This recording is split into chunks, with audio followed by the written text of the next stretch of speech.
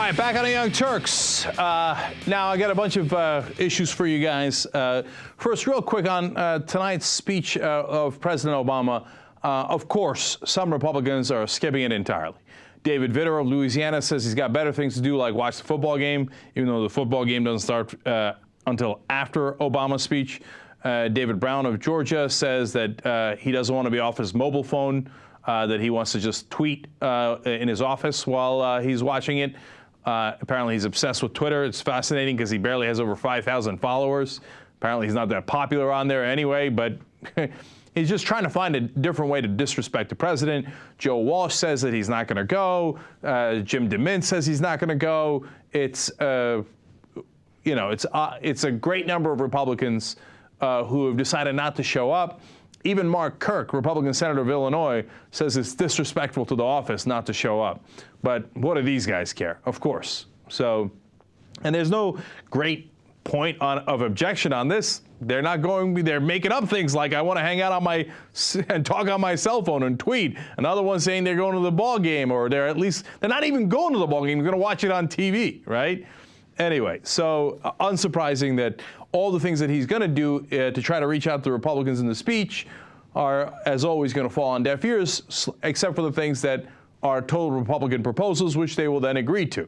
And then he'll call it a victory. Anyway, you know my feelings about that. We'll talk about it more tomorrow. So now, Richard Shelby is proudly blocking President Obama's new pick for the Consumer Financial Protection Bureau head, that is Richard Cordray. Well, even Republicans agreed that he is well qualified. Bob Corker says so. Many of them do. In fact, Richard Shelby says he's well qualified, but he doesn't want to confirm him anyway. Why? Well, he says we don't like some of the rules. It actually it keeps the banks in check, and he doesn't want the banks in check. He gets paid by the banks. So he's going to be their corporate dog, and he's going to make sure that the protections that were voted in the law through the democratic process never yet apply. In fact, Shelby himself said, quote, to Cordray, I'm sure that you have a good background, but you're caught between a big substantive debate, and that's going to have to be resolved, I think, before we move this nomination farther. In other words, I don't give a damn about your qualifications. I don't give a damn who President Obama picked, and that's why we were saying he should have picked Elizabeth Warren anyway. She was by far the most qualified. And they were going to fight no matter who they picked, because they don't like the Consumer Financial Protection Bureau, because they don't want consumers to be protected. Now, why is that? Because you think it's ideological and a substantive debate? Are you kidding me? No, it's all about the money, Lebowski. Richard Shelby. You don't know that man. But you know who does? The bankers. You know how much they gave to him in just the 2010 election cycle? $1 million. Gee, I wonder who Richard Shelby works for. Gee, I wonder why he's planning to stop the Consumer Financial Protection Bureau from going into effect no matter what and no matter who they nominate. In fact, right after he wrote an op-ed in the Wall Street Journal saying that, hey, you know what, we need to make sure we get rid of these rules so the banks can keep taking any risk they like and destroy our economy again, he got a thank you note in the form of a $5,000 check from Goldman Sachs. Look, these politicians can be bought cheap. He's like, oh my God, $5,000. Yes, master, what can I do for you? I'm your corporate dog, Richard Shelby. Please tell me what I need to do. Now you think 5,000 is a little, but you know, another bank gave him $1,500, and in total in 2010, it added up to $1 million. So he is their bought representative. He's the senator from Goldman Sachs, and he's going to block anybody who tries to protect consumers. And because that's what his job is. He's paid by the banks to make sure that the banks make as much money as possible at our expense. That's what Republican Richard Shelby is all about. You know, the part that drives me crazy is when the Obama apologists say, well, what could he do? You see this? Look at how these Republicans he's got to deal with. What could he do? It's all the Republicans' fault. I just told you what a dog Shelby is, right? But here's what President Obama can do. Oh, you're going to be obstinate and you're going to say an unprecedented move of you will not confirm anyone, right? Okay, great, no problem. A recess appointment. You go take a 5-minute piss break and I'm going to nominate him. I'm going to put him in that office, I should say. Okay? Oh no, but it wasn't the right kind of recess. Teddy Roosevelt when he was faced with the same kind of obstruction, nominated every single person he wanted to when Congress took like a 5-minute break. He's like, what now? What now? You want to keep opposing me? But Obama doesn't have 1% of the courage of Teddy Roosevelt. He'd be like, oh my God, they would criticize me. Yeah, of course they would. That's what they do anyway. Obama can get past all of this if he just exercises power. But he thinks he's the most powerless president in the history of the world. Oh my God, a recess appointment. Oh no. What would Fox News say? We'll turn on Fox News, hear what they say every day anyway. All right, now we move on to Israel. Well, the Palestinians have a bold new proposal that is to get statehood granted on them by the United Nations. Now, I love this proposal for 2 different reasons. One, it's nonviolent. For decades, we have been asking the Palestinians to pursue a nonviolent path, and they now have. It's a diplomatic path. It makes all the sense in the world. And I love the nonviolence of it. So the second reason that I love it is because it's exactly what Israel did. Israel went to the United Nations and said, we would like a state, and they got granted a state. The Palestinians have all the right in the world to ask for the same thing. A great majority of the General Assembly apparently agrees with them. They're likely to win in the General Assembly easily, so they're going to do what Israel did. You can't get any more logical than that. Of course, right-wing Israeli supporters, whether they're in Israel or the United States, say, oh, how dare they? How dare they pursue their rights? Don't they know their place? They should be occupied for the rest of time. Joe Walsh, Republican congressman from Illinois, actually says, hey, you know what? Israel should just annex the settlement areas in the West Bank. He says they're Judea and Samaria anyway, according to the Bible, and they should just annex them, even though it's considered totally illegal by the rest of the world. In fact, the United States position is that they should not annex those areas. But Joe Walsh and the Republicans, the right-wingers, they don't give a damn what the U.S. position is and what the international community thinks. They could care less about. You know what happens when you don't care about the international community? You become a rogue state. That's not just for Israel, it's also for the United States, which of course is doing their damn best to make sure the Palestinians cannot pursue this peaceful path, this diplomatic path, this path where all they do is ask for their rights. Now, normally, you got to go through the Security Council. Now, if the Palestinians go that route, the U.S. says, oh, of course we will crush your dreams of statehood, even though we claim that we're in favor of it, and we will veto it, even though there's really almost no reason given. They say, oh, you know what? We prefer that you go negotiate with Israel instead. Palestinians say, what do you think we've been doing for the last 2-3 decades?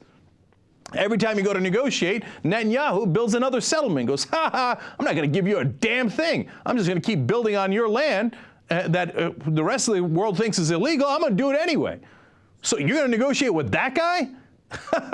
No, they're going to do exactly what they should do, and they're following the Israeli model. It makes all the sense in the world. But you know what? If they win the vote in the General Assembly, which they almost certainly will, they will be considered a non-member state in the beginning, like the Vatican is, but it gives them some degree of rights, and it makes the Israeli occupation that more illegitimate. And it begins to have the rest of the world community question what Israel is doing in those occupied territories, which they should have been questioning for all this time. And by questioning, we don't mean just theoretically, we mean diplomatic relationships, economic relationships. And look, that's what worked in the context of South Africa. Eventually, there was so much economic pain that they decided, hey, maybe we should stop apartheid and actually do the right thing and stop doing the racial discrimination they were doing in South Africa. Now, a lot of people say it's a different case, South Africa and Israel, but the result of diplomatic and financial pressure might be the same, which is to force them to do the right thing. Obviously, they should let go of the occupied territories, and even Israeli governments have said, yes, there should be 2 states. So what's stopping you? There's no good answer. The real answer is they want to keep building more settlements so they can grab more Palestinian land at a later time and go, oh, what could we do? Facts on the ground were that we had, built on that land, and now there's too many Israelis and we can't move them. That's the real plan. And I love that the Palestinians are going about this in a smart way. Now, the Israelis are in a panic, and they're saying, oh, yeah, we're going to cut off all your money, and we're going to get our, let me use the proper adjectives here, our friends in America to do likewise. So the Israeli ambassador is saying, well, we have deals with the Palestinian Authority. We don't have deals with the Palestinian government. If they declare a government, well, then I guess we're going to have to stop sending them any money that we already send them. And, you know, sometimes people wonder, hey, why do we send money to the Palestinian Authority? Duh, it's not to help them, it's to control them so that you can threaten later, hey, if you want to keep that money going, okay, then you better do exactly what we tell you. And I love that Mahmoud Abbas and the Palestinian Authority are no longer listening to that kind of obvious pressure. Hey, let me give you just one of the quotes of Michael Oren here, the Israeli ambassador that I'm referring to. He said, we want to be able to negotiate, but we won't be able to negotiate if they are attacking our legitimacy in every international court. We're not going to negotiate under fire, and it's a mistake for the Palestinians to think that we would. So, if they use force, you say, oh, we're under fire, we can't negotiate. If they don't use force, you say, we're under fire, we can't negotiate. So when could you negotiate? If the Palestinians come and grovel at your feet and say, oh, I'm so sorry, we surrender everything. Please, please put your boot on my neck and crush it. Do whatever you want to me. Give me just a sliver of land. Give me nothing at all. Spit in my face. Please, I don't want to put any pressure on you. I don't want you to be under fire at all, because all you're doing is occupying me for the last, how many decades now? 1967? What are we talking about? Over 4 decades now. When is enough enough? And look, if Israel just negotiated with the Palestinians in good faith, they could actually get recognition of Israel, which should be the simplest thing in the world in those negotiations, and you could actually go towards peace. You know who agrees with me? And you might find this surprising. Robert Gates and General Petraeus. They have both said very clearly, look, we have done everything. Gates said, we have done everything we could for the Israeli government, and that they are, quote, ungrateful, and that they will not give anything in return. And by the way, the main concern of Gates and Petraeus is not only is it compromising U.S. security, because it turns the entire Middle East in a rage against us when we unjustly support the right-wing governments of Israel, but it also hurts Israel. It doesn't bring them peace. It just brings them perpetual war. It's dumb, and it's against our interests. Look, last thing on this. Turkey is not happy about the relationship with Israel. A UN report came out recently about the Gaza flotilla that was attacked 72 miles from land in international waters. 9 Turkish citizens and an American citizen was killed. Of course, our government doesn't give a damn. If Israelis kill American citizens, have at it, Hoss. You can kill them all day long. Any other country, we're going to war. Israel, we just bow our heads and go, oh, I'm so sorry that you had to kill our citizens. Thank you very much for doing that. But Turkey does not react that way. And look, they're starting to cut off. They have now said that they will downgrade their diplomatic relationships. They are ending their trade relations, and they are ending their military relations. Turkey was the top ally of Israel in the region. Now you've lost your top ally and a very powerful country, and you've made them an enemy. How does that help you? All Turkey wanted was an apology. Hey, our bad, our mistake for killing 9 of your citizens. And Israel wouldn't do that, because they're too right-wing, too obstinate. You want to hear the last part of that disaster? Now the Turkish prime minister is saying, hey, you can board ships in international water? Well, we got a lot of ships. Maybe we'll board them in international water. And Turkish Navy is much larger than Israel's Navy. So they're like, two can play at that game. We'll be looking forward to running into some of your ships in the water. How much of a disaster does that sound like? How does this help Israel? We're not helping anybody by continuing to support the crazy right-wing government of Israel. We got to get them to the peace table. And I think the Palestinians are on the right path. And we here in the U.S., if we're friends of Israel, have to get them on the right path to peace. Young Turks.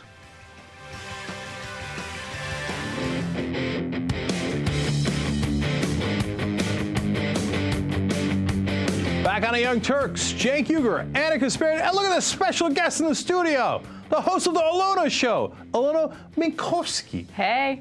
Hello. Thank you for having me. All right. First of all, it's awesome to have you here, Alona. And of course, the Alona Show is on RT. Are you allowed to say your full Russian name? My original name that I was Yeah. born with, sure, Yelena Leonidovna Minkovskaya. But that had to change, unfortunately. Now it's just Alona Minkovsky. Don't mix it. Yeah, no. The minute you said the real name, I knew why you changed it. It's no, I see you. Okay, yeah. Russians are trouble. Oh, come on. Give me a break. Said the guy who, if my dad had stayed in his hometown, I would have been called Abdul Qadir Mullah Habibulu. So Oh my you want to talk God. about trouble? Okay, that's trouble. I think you win that one. Yeah, let alone this Anahita over here. Yeah, my name isn't as great. Yeah, she has the worst middle name, but that's a whole nother thing. My middle name is a man's middle name. well- It's my middle name is my dad's first name. That's how mine is too. My father's name is Leonid, so I'm Leonidovna. But it doesn't make any sense, you know? Like, why do they do that? Because you're daughter of. Oh, okay, okay. What was your father's name? Misak. Okay, daughter of Misak. Yours I'm at least daughter sounds of pretty, Leonid. you know? Apparently, Misak. the story is that that's why my father named me Yelena, because he thought it would sound nice with the middle name of his name too. Right. I wish my dad was as He considerate. was trying to think it all through. Well, God bless his heart. All right. So, Anna, what do we have? All right, let's start off with the GOP in Missouri. So the GOP in Missouri is attempting to eliminate a property tax cut or a tax credit for senior citizens and low-income people in the state. And why do they want to do that? They want to help pay for a corporate tax cut that they're going to have in the state. Oh, fantastic. Because, you know, the rich people of this country didn't have enough of a break. So I'm glad that finally, at least in Missouri, the corporations are catching a break. And those poor people, what do they need the tax cut for? They're already poor. Well, they're not only poor, are they also disabled? Disabled, poor, senior citizens, people who need this tax break the most. And it's not a lot of money. It's $750, up to $750 a year. But it's for people that make under $30,000 a year, which if you put two and two together, I mean, that's ridiculous, right? Those are near poverty wages. At least I'm pretty sure that most people these days could not get off or get along with that much money. So $750 versus the corporations maybe paying a little bit more, I think that would be a fair deal. Right. And, you know, it's obviously a much bigger chunk of their income when you talk about $750. But the other interesting part is that the Republicans who claim to be in favor of tax cuts, well, not so much. Only if it goes to the rich. But if it goes to the poor, the senior citizens, the disabled, they're like, well, those guys don't donate to our campaigns at all. Why would we want to help them? No, we don't want tax cuts for them. We want to raise their taxes because we got to fund the tax cuts for the rich somehow. Somebody's got to pay taxes. So why not the most disadvantaged in the country? But on top of all that, one other problem, which is that it is the exact opposite of stimulating the economy, because people that make under 30,000 have to spend almost all the money that they bring in, which stimulates the economy. When you take that out and you give it to a corporation who just stocks it away, that hurts the economy, doesn't help it. In fact, corporations right now in the country are sitting on nearly $2 trillion of cash that they're not spending at all. So, And if they do spend it, they'll spend it overseas, building new factories and, you know, basically creating facilities where people overseas can work. so at least China will be happy with this new law that Missouri wants to pass. China will be thrilled, I'm sure. But, you know, I think that you can look at it, it's not just happening in Missouri, it's happening in a lot of other states. And I think you can probably compare it a little bit to this job speech that I think is going on as we speak right Yes. now, in fact, so we're missing it. But again, here you have your Democratic president who is pairing tax cuts with his grand, you know, spanking new jobs plan to try to reinvigorate the U.S. economy. That just doesn't work. Sorry, it didn't work also when George Bush passed massive tax cuts, when we had a surplus, and that's why now we have a deficit. But everyone likes to act like it's Barack Obama that single-handedly robbed this country blind, and that's why we're bankrupt. Alona, don't get me started. I mean, look, that whole speech that obviously will break down tomorrow on the Young Turks, it's so much of it is tax cuts. I mean, you're so right. We just had 10 years of tax cuts. And what did it do? It cost us 1 million jobs. How on God's green earth can you possibly think that more tax cuts are the answer, especially if you're a Democratic president? But if you're a Democratic president, you don't really I mean, he doesn't really think it's going to create more jobs or No, help he stimulate- does. No, he doesn't. He does. Look, I know that, yeah, you know, you get the donor money, et cetera, and then they're enormously influenced by that. I get that's the number one problem. But Obama believes it, man. That's what I'm trying to get through to people. In his core, he might not call himself a Republican, but in his core, he believes in Republican philosophy. When they have meetings, said that. Yeah, when they have meetings at the White House, he thinks here's why I say that, okay? Because he has to get unemployment down. It's his career on the line. It's his legacy on the line. He's going to lose the election if it doesn't start to go down. And his main answer is tax cuts. You don't do that unless you really believe it. And that's his main problem. I'm totally with you there. You know, you and I have spoken about this before when you were on my show too, is that we hear this myth that supposedly Barack Obama is a weak president. He's just giving in to the Republicans. He's giving in to those around him. But the truth is that he actually believes a lot of this stuff. I mean, the same thing that happened before when they were going through the debt debate. It was Barack Obama, it was the President of the United States that first said that maybe Social Security is going to have to go here if indeed we do default on the debt. We can't pay our obligations to those with their Social Security. And then that should be an option that's on the table, even though it doesn't even contribute to our debt. He still said that, you know what, this is the time to really start looking at Social Security since we're throwing everything else in too. He's been dying to do that grand bargain. He's been dying to cut Medicare and Social Security since the minute he got into office. Glenn Greenwald has done a terrific job of tracking all of his quotes from the minute he stepped in, not during the campaign. During the campaign, he said, I'm going to protect Social Security from John McCain, who might cut it. The minute he got into office, he's like, this Social Security thing, I don't know. We got a budget problem. But the thing is, here's our only saving grace as to why that might not happen. Because things have started to shift. If you asked me 2 weeks ago, maybe even a week ago, I would have said, they're cutting it, okay? They're going to do that grand bargain. In fact, I've said it 1,000,000 times on the show, right? But now Obama's approval numbers are tanking, right? And now all the media pundits, because they're so brilliant, have gone from, oh no, Obama is of course the clear favorite, of course he's going to win, the Republicans are too crazy, to all of a sudden, hey, maybe Obama might not win because I just saw the poll numbers, so I think maybe he's weak, maybe this wasn't the right strategy. And so that might scare the bejesus out of him, because if Maureen Dowd criticizes him, then he's scared. Then he'll listen to her, right? And so he might think, hey, you know what? If I screw my base one more time in the biggest possible way by cutting Social Security and Medicare, then maybe it'll actually affect my chances of winning. I don't know. Does he get it, though? I'm not quite sure if he realizes that he's screwing his base and that he's screwing himself over when it comes to the next election. Yeah. He keeps going through one move after another, after another, after another, and at some point you have to start and think that, this just can't be pragmatic anymore. Why does this make any sense to you? And so I'm wondering if they're just totally flying blind. Well, I know for a fact that they didn't get it. And if you ask them, I'm sure they still don't get it. I'm sure they think if we just do the deficit cutting and we get that out of the way, then everything's going to be fine, right? If we just do more tax cuts, then everything's going to be fine. Will they get it by Thanksgiving? That's a good question, right? Because these poll numbers aren't going to stop. They're not going to go back up. There's no reason in the world they would go back up. They're only going to keep sliding down. Will he change his mind when he gets to 35% and the election's only a year away and massive panic has set in? Maybe.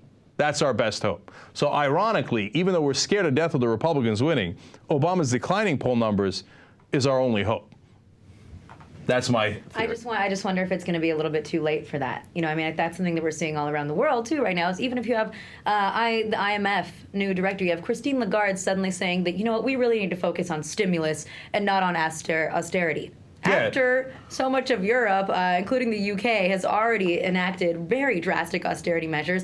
Also a little ironic coming from the IMF, who usually is the one that imposes austerity on everybody else. But now that it's happening in Europe, maybe not so convenient. No, that's so true. But and suddenly everybody just woke up and realized, oh my God, cutting everything isn't actually going to save us in the long run. And yet we're still going down that exact same path here in the US, and that scares me. Yeah, but of course, the reason we had to do all that austerity was because we had to collect enough money from the middle class of all these countries to pay off the bankers. And the bankers are the ones who run all these things. So they needed to redistribute the wealth. But now they're realizing we're running out of wealth because the UN just did a report. I mean, I'm going to talk about it on tomorrow's show, about how this austerity program has devastated the whole world. And you're 100% right when they say they used to force it down everybody's throat. They're like, but now that it's happened to us Europeans and Americans, we're not sure this austerity makes sense. Yeah, well, duh. But anyway, all right, we got to do other stories. Oh, God, okay. It's bad news one day after another. Right. All right, something a little more fun. Tea Party Representative Joe Walsh from Illinois is asking the courts to sanction his ex-wife Laura Walsh because she did not share financial information with the courts during a very messy custody battle and child support issue. Okay, now he is actually in a little bit of trouble because he owes a significant amount of money in child support. He needs to pay about $117,000, right? Yeah. But since his wife has taken him to court over it, he's like, well, I'm going to ask the court to sanction you because of the fact that you were supposed to share your financial information. But why would she have to share her financial information if she doesn't owe financial support or child support at all? He's the one who owes her. Now, what I love is that this guy is the one claiming that he's in favor of fiscal responsibility. Turns out he hasn't been responsible for his own family. You know, he's $117,000 in the hole. He's been trying to avoid it for all that he can. Look, this isn't about paying off a wife that you didn't like and got divorced from. It's about the kids. It's child support. It's not alimony, right? Right. So his own kids. And then he'll go and give speeches about, oh, we need to make sure that we are fiscally responsible so that the next generation can be better. How about your next generation? Right, Literally your own family. Yeah, well, it is about the kids, and I'm happy that you mentioned that too, because divorces, relationships, marriages, they get ugly. Who knows what's going on? Nobody knows except for the two people that are involved in it, right? So I don't like judging from the outside when somebody is just going through some type of messy divorce, or maybe they had an affair. Sure, you can point a finger and laugh for a minute because they're being a hypocrite because they're a family's values person. But when it comes to not paying $117 of child support for your kids, then something that deserves to be, I think, under public scrutiny.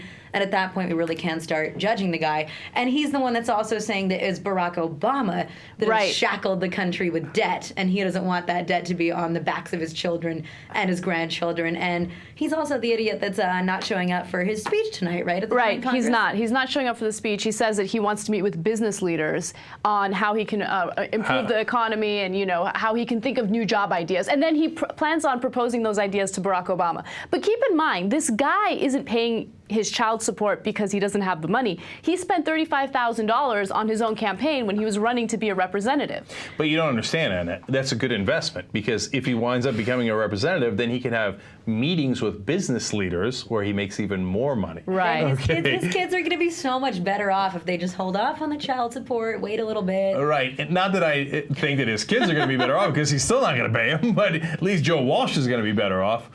Great example of family values, too.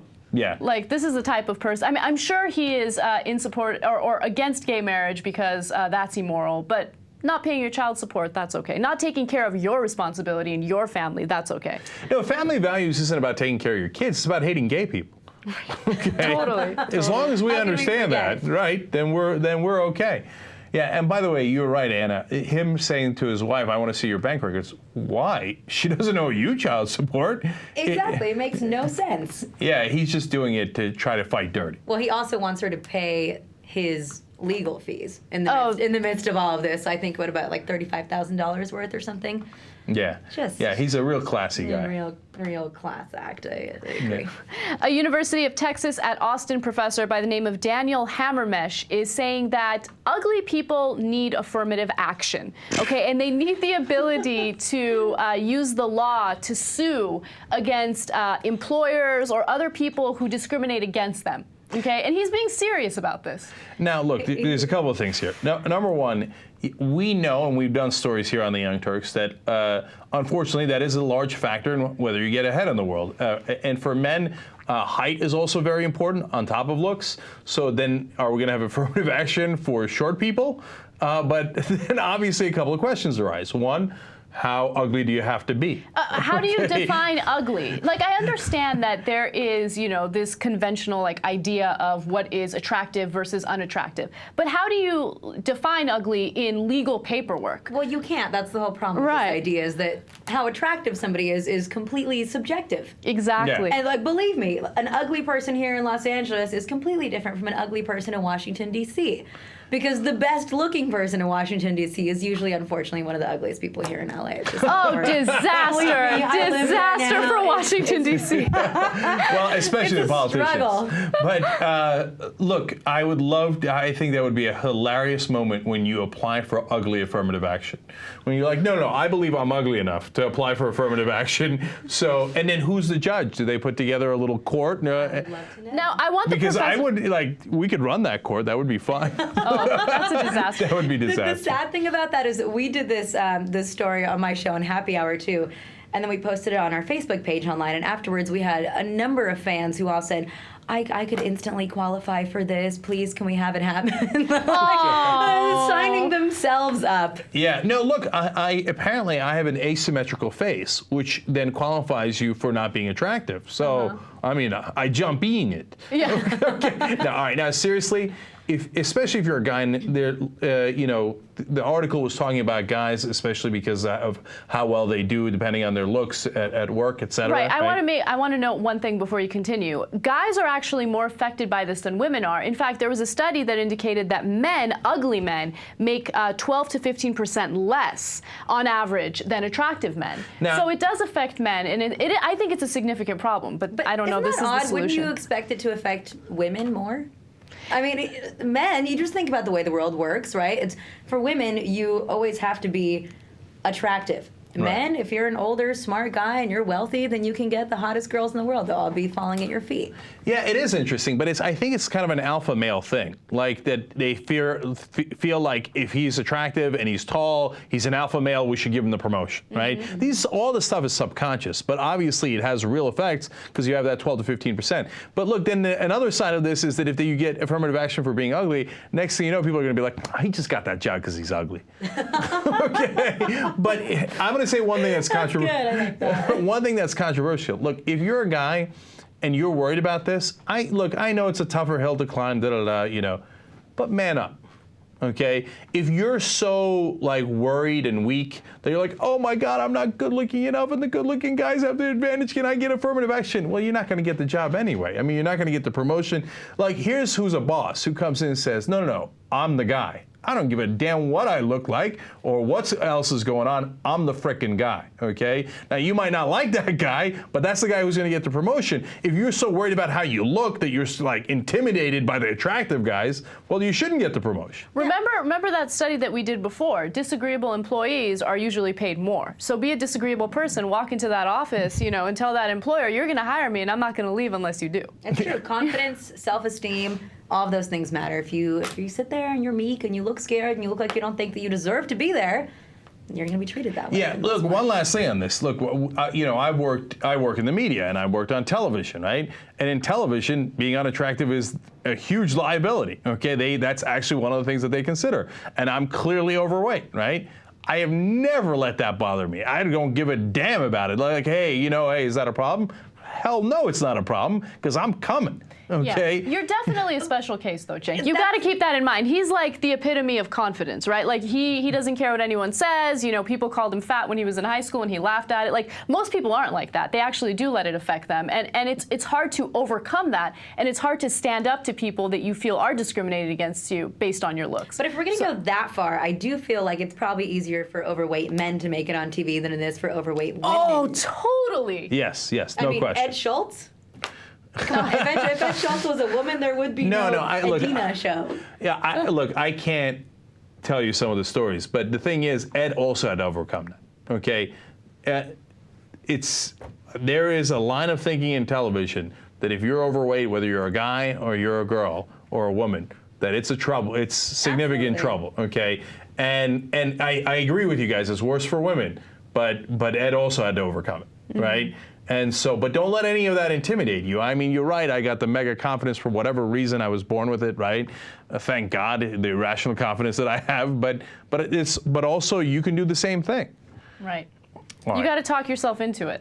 Yeah. Yeah. Well, I think that we can see that as an example too of how we overclassify everything in society these days, right now, that there's a syndrome or some type of, everyone has some kind of a syndrome or like a disease or some type of a condition where now there's some type of medication to treat everything. If your kid might not pay attention a little bit, then automatically you assume that they have ADHD or ADD. Like we have to come up with a reason for everything. So same thing here, I guess, is, Right. people suddenly say, well, I think that I may have distinguished a pattern where unattractive people don't do as well, so we immediately need to find a way to fix that by creating affirmative action rather than telling people to be confident and don't let that bring And you not down. only that, educating people about how they are, when they're hiring people. Like you mentioned, a lot of this is in your subconscious. You don't realize that you're doing it. You don't realize that you're hiring using these discriminative techniques, right? So educating people on this and saying, hey, look, this is a pattern. We need to do something to change it. I think that makes more sense than actually creating legislation. Yeah, not everything gets solved through legislation. And so you're 100% right. Education will do a lot better, I hope, than enforcing a solution that might become even a worse problem, right? All right, now, Alona, I guess we're going to wrap this segment because you got to run. I have to go. I'm on vacation. I feel like I'm cheating on my own show right But now. come on, this was a vacation, right? No, This this is fun. is so much fun. I'm so happy I could come in. But I was telling Ann, I feel like I'm cheating because I'm not doing my job today. So you are doing it for me. But I came in here. But thanks so much for having me here. No, Alona Minkowski, the host of The Alona Show. And you can, by the way, you can find it on youtube.com/The Alona Show. Thank you so much for coming in. We loved it. Thanks, we really guys. appreciate I had it. a lot of fun. Thank you so much. All right, we'll be right back.